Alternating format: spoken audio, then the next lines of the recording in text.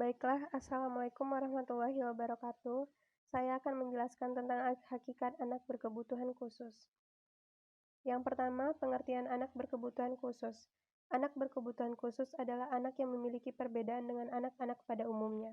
Anak berkebutuhan khusus didefinisikan sebagai anak yang memerlukan pendidikan dan layanan khusus untuk mengembangkan potensi kemanusiaan mereka secara sempurna.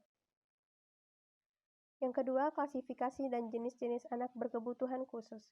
Yang pertama, klasifikasi tunanetra. Dibedakan menjadi dua, yaitu berdasarkan tingkat ketajaman penglihatannya.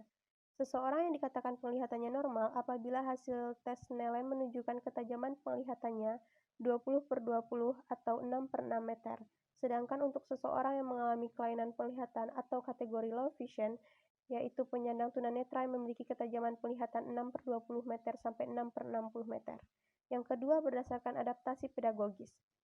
Craig S.A. tahun 1989 mengklasifikasikan penyandang tunanetra berdasarkan kemampuan penyesuaiannya dalam pemberian layanan pendidikan khusus yang diperlukan. Yang kedua, klasifikasi anak tunarungu.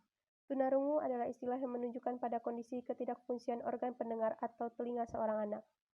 Ada beberapa klasifikasi anak tunarungu secara umum, yaitu klasifikasi umum, tuli, dan kurang dengar. Yang kedua, klasifikasi khusus, ada tunarungu ringan, tunarungu sedang, tunarungu berat, dan tunarungu sangat berat. Yang ketiga, klasifikasi anak tunadaksa. Anak tunadaksa adalah anak-anak yang mengalami kelainan fisik, cacat tubuh yang mencakup kelainan anggota tubuh maupun yang 3-4 unit 3 mengalami kelainan gerak dan kelumpuhan, yang sering disebut sebagai cerebral palsy.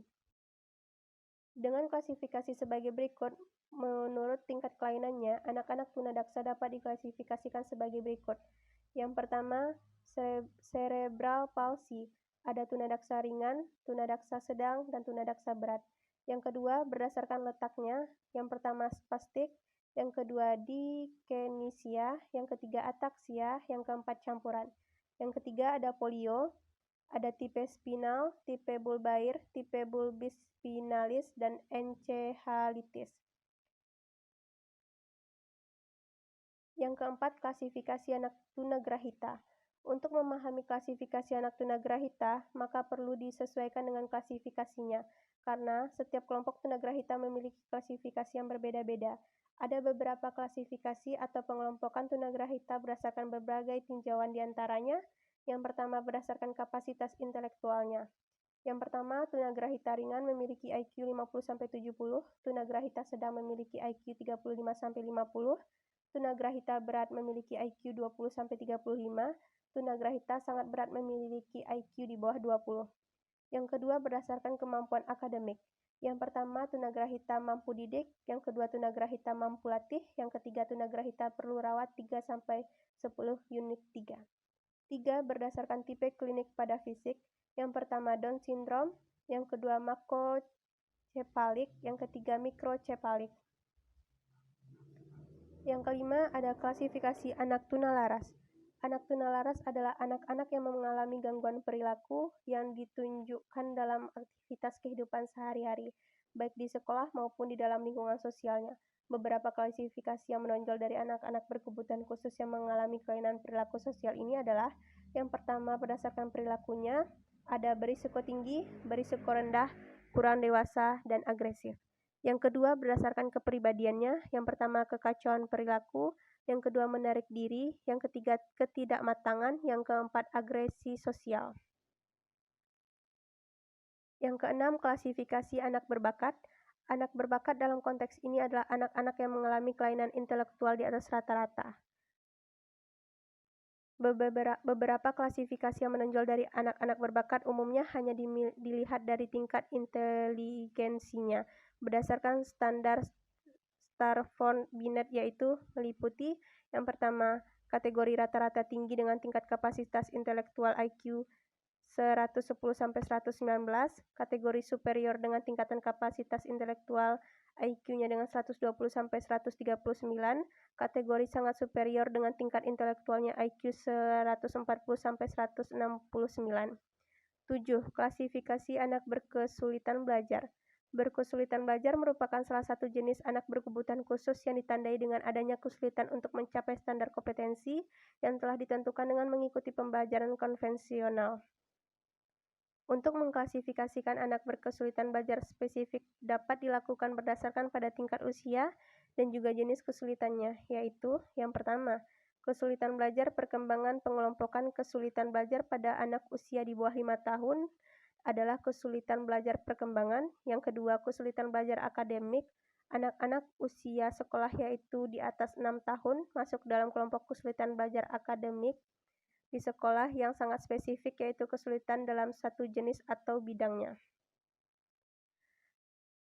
Yang ketiga, faktor-faktor penyebab terjadinya gangguan. Yang pertama, genetik. Disebabkan karena terjadi kelebihan kromosom yang disebabkan oleh persamaan gen pada orang tua anak. Yang kedua, infeksi. Kondisi anak berkebutuhan khusus juga bisa disebabkan karena terjadi infeksi pada janin saat ibu mengandung. Yang ketiga, trauma. Kondisi anak berkebutuhan khusus juga bisa disebabkan karena adanya trauma yang dialami anak misalnya saat proses dilahirkan. Yang keempat, racun. Disebabkan anak berkebutuhan khusus lainnya ialah racun. Misalnya sang ibu mengalami keracunan saat mengandung. Yang kelima, kurang gizi. Faktor kekurangan gizi juga disinyalir berkontribusi menyebabkan anak berkebutuhan khusus. Yang keempat, prevalensi anak berkebutuhan khusus. Menurut Kemenkes tahun 2013, prevalensi anak berkebutuhan khusus yaitu sebanyak 6,2%. Angka anak disabilitas di Indonesia yang terdapat berbagai di provinsi cukup memprihatinkan. Angka anak berkebutuhan khusus tertinggi terdapat di Provinsi Sulawesi Tengah yaitu 7,0%, Gorontalo 5,4%, Sulawesi Selatan 5,3%, Banten 5,0%, 306 Sumatera Barat 5,0%, sedangkan di Pulau Jawa, Jawa Barat mendapatkan posisi kelima setelah DKI Jakarta, di Yogyakarta, Jawa Timur, dan Jawa Tengah yaitu sebanyak 2,8%. Menurut Kementerian Kesehatan pada tahun 2018. Baiklah, kesimpulan dari materi yang tadi adalah anak berkebutuhan khusus adalah anak yang memiliki perbedaan dengan anak-anak pada umumnya. Anak berkebutuhan khusus didefinisikan sebagai anak yang memerlukan pendidikan dan layanan khusus untuk mengembangkan potensi kemanusiaan mereka secara sempurna. Anak-anak berkebutuhan khusus yang mengalami kelainan akademik dan konteks ini mencakup anak-anak berbakat dan anak-anak yang mengalami kesulitan belajar khusus. Derajat kelainan masing-masing jenis anak berkebutuhan khusus tersebut juga sangat beragam, dari kategori ringan sampai yang berat, namun secara umum dapat dilihat klasifikasinya secara umum maupun klasifikasi secara khusus. Baiklah, itulah hasil presentasi kami. Assalamualaikum warahmatullahi wabarakatuh.